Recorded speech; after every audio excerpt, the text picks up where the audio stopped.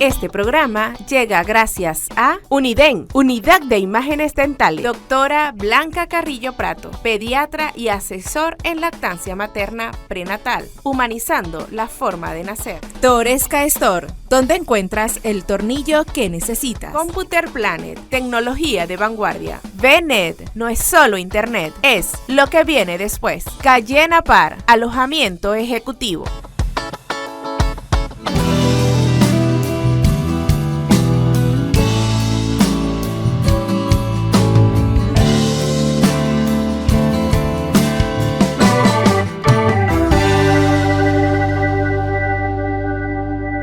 Hola, ¿qué tal? Bienvenidos a una nueva entrega de Gente que Inspira. Mi nombre es Katiuska González y hoy vamos a conocer a una mujer que nos acompaña desde México.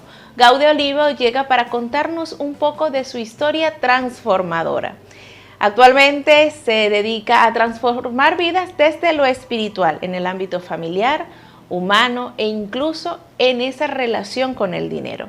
Sobre todo esto vamos a estar hablando un poco, pero primero vamos a conocerla, porque además de eso, ella es enfermera, es docente, administradora y psicólogo, además de coach de vida también. Así que bueno, bastante amplio ese currículum, pero vamos a conocer a Gaude, primero de niña. Gaude, cuéntanos un poquito de ti, eres mexicana, y bueno, ¿cómo fue esa infancia? ¿Cuáles fueron esos valores? ¿Cómo fue esa vida en casa, en el hogar, en tus primeros años de vida? Uy, ok, pues muchísimas gracias, encantada de estar aquí con ustedes, de compartir este espacio y de poder llegar a no solamente a los oídos. Mi intención es llegar a los oídos, a la vista, a la mente, pero sobre todo al corazón de tu audiencia. Que podamos a través de estas preguntas tuyas, de estas respuestas mías, ser una luz, una guía en el camino de esas personas que a veces de repente se nos pierden, ¿verdad? Entonces, ¿quién es Gaude? ¿De dónde viene? Pues bueno, yo nací en un rancho muy pequeño en el estado de Veracruz, en México. En México vengo de una familia muy numerosa, somos 16 hermanos, 8 mujeres y 8 hombres, de condiciones económicas de bastante escasez.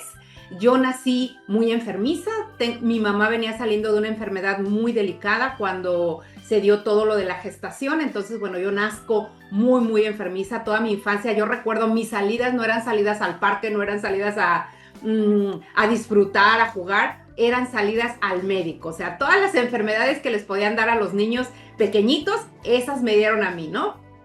Y bueno, eso fue algo que podríamos decir fue algo malo, fue algo que marcó mi vida para mal. No, yo creo al día de hoy que fue algo muy bueno, fue algo muy positivo. Número 1, por ser una chica enfermiza, la verdad es que me salvé prácticamente de todas las actividades del campo, ¿verdad? Pero eso que hizo, pues que yo me convirtiera prácticamente en un estorbo, que yo fuera así como de que como no era útil para las actividades del campo, porque casi siempre estaba enferma, debilucha y demás, entonces era así como que ni la voltees a mirar, ni le hables, porque mientras no se enferme, para nosotros mejor. La verdad es que fui una verdadera lata para mis papás, porque yo creo que ellos le batallaron conmigo para cuidarme, para llevarme con el doctor, y esa fue prácticamente mi infancia. No fui al kinder porque en mi rancho no había kinder, y cuando fueron a hacer una encuesta para ver cuántos niños había en el poblado para hacer el kinder, mi papá mandó a mi hermana más pequeña y a mí, que estábamos en esa etapa, a que nos escondiéramos debajo de la cama para que la maestra no nos considerara en la encuesta y pues hubiera menos niños y así no se abriera el kinder, ¿verdad? Fui a la primaria, estudié la primaria, me gustaba mucho estudiar, no sé de dónde, pero más bien sí sé. Como se me hizo creer que yo no servía para nada y que prácticamente era un estorbo, entonces para estudiar yo no era un estorbo y yo me refugié en los libros. Yo empiezo la primaria a los 6 años y yo me refugio en los libros, y como me refugio en los libros empiezo a leer y hacerlo hasta por mi cuenta. Entonces yo me doy cuenta que ahí es donde realmente puedo como que encontrar un espacio donde yo puedo sentirme útil, donde yo puedo realmente ser valiosa, por decirlo de alguna manera, que me volteen a mirar. En algo puedo ser buena, en estudiar, y me refugio en los libros. termino la secundaria, 12 años, todo está bien, viento en popa. Tenía yo en ese momento una buena relación con mi papá y entonces yo le dije que yo quería estudiar la secundaria, que es lo que sigue después de la primaria, y él me dijo que sí. Pero, en este lapso del periodo vacacional, yo le digo a mis hermanos, a mis hermanas, primos, primas, que yo iba a ir a la secundaria. Yo bien feliz porque ninguna de mis hermanas había ido a la secundaria. Solo uno de mis hermanos, que era como de los mayores, pero solo hizo secundaria, hasta ahí dejó de estudiar. Y entonces se llega el día de las inscripciones, mi querida Katiuska, ¿y qué crees?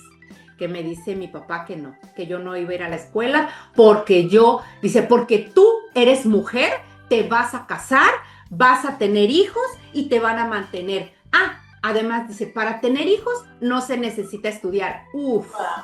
O sea, yo se los prometo, yo no sé qué fue lo que me dolió más. Si el hecho de que mi papá me dijera que yo no iba a estudiar por ser mujer, o la burla de mis hermanos, de mis hermanas o de mis primos. Porque de verdad, o sea, 12 años, o sea, era un bullying ahí tremendo conmigo.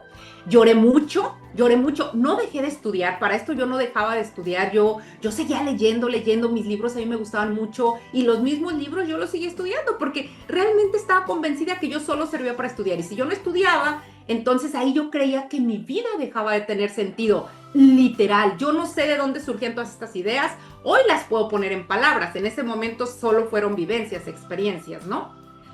Entonces, como a los 13 años, o sea, un añito más o menos después.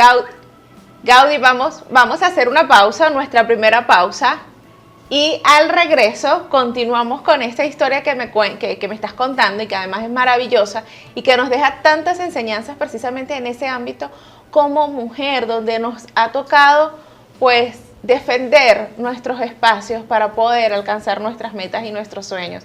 Vamos a ir a nuestra primera pausa y regresamos con mucho más acá en Gente que Inspira.